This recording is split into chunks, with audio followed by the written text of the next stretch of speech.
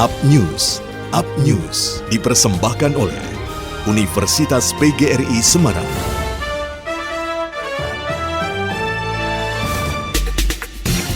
Wali Kota Semarang Hendrar Prihadi menargetkan vaksinasi bagi siswa berusia 12 hingga 17 tahun di Kota Semarang bisa selesai dalam kurun waktu 2 bulan. Pemerintah Kota Semarang mencatat ada 156.000 siswa yang berusia 12 hingga 17 tahun dan proses vaksinasi mulai dilakukan pada Rabu kemarin yang dipusatkan di 2 sekolah, yakni bagi SMP di SMP Negeri 3 Semarang dan SMA di SMA Negeri 1 Semarang. Pada tahap pertama vaksinasi bagi siswa kali ini, pemerintah Kota Semarang mendapatkan bantuan 3.000 vaksin dari Badan Intelijen Negara Jawa Tengah yang diperuntukkan bagi siswa baik jenjang SMP maupun SMA. Hendi sendiri menargetkan vaksinasi bagi 156.000 siswa usia 12 hingga 17 tahun bisa selesai dalam waktu 2 bulan. Konsistensi para tenaga kesehatan dan partisipasi siswa SMP dan SMA menurutnya sangat dibutuhkan agar program vaksinasi tersebut berjalan sukses. Di sisi lain, guru di Kota Semarang juga telah melakukan vaksinasi beberapa waktu lalu saat pemerintah Kota Semarang melakukan persiapan pembelajaran tatap muka. Dimulainya vaksinasi bagi siswa ini menurut Hendi menjadikan optimisme pemerintah untuk merencanakan kembali pembelajaran tatap muka di Kota Semarang, dan begitu kasus COVID-19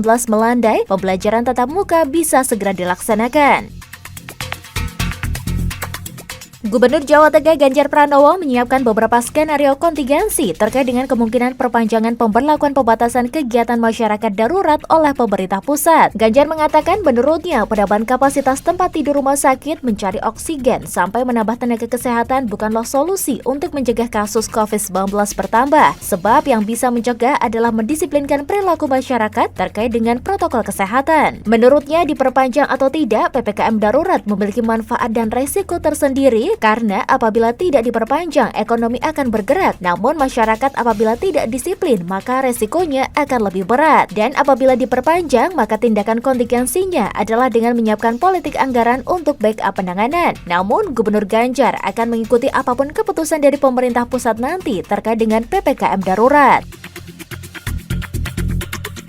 Dalam rangka Disnatalis ke-40, Universitas PGRI Semarang menyelenggarakan webinar nasional dengan menghadirkan narasumber Mulyono SMH, Koordinator Kompetensi Pendidik dan Tenaga Kependidikan Direktorat Sumber Daya Dikti, dan Profesor Dr. Muhammad Zainuri, Kepala LL Dikti Wilayah 6 Jawa Tengah, dengan mengambil tema pengembangan sumber daya manusia era Merdeka Belajar Kampus Merdeka. Dalam sambutannya, Rektor Universitas PGRI Semarang Dr. Muhdi SMH menyampaikan perubahan teknologi sosial dan lingkungan terjadi secara global akibat pandemi. Maka perubahan ini juga menimbulkan perubahan di sektor lain, termasuk pasar tenaga kerja. Cara bekerja di masa depan menurutnya berbeda dengan hari ini. Kemampuan dalam memecahkan masalah akan menjadi kompetensi utama, selain kompetensi kognitif dan sosial. Dan berbagai negara terus beradaptasi dengan sistem pendidikan termasuk Indonesia. Dalam kegiatan tersebut, Mulyono menjelaskan mengenai tantangan nasional. Menurutnya, demokratisasi dan transformasi sosial,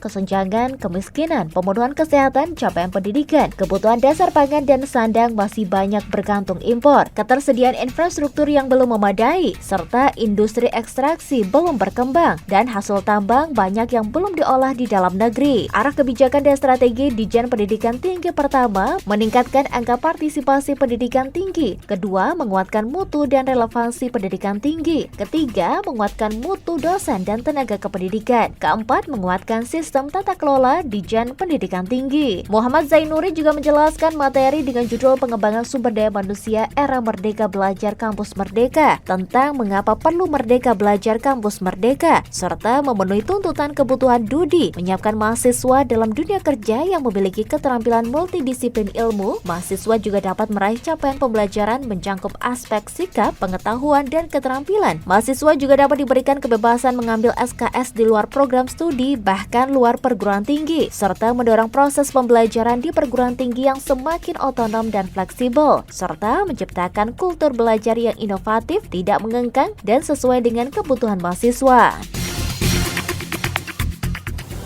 Demikian liputan tim pemberitaan melaporkan. Up News dipersembahkan oleh Universitas PGRI Semarang, The Leading University.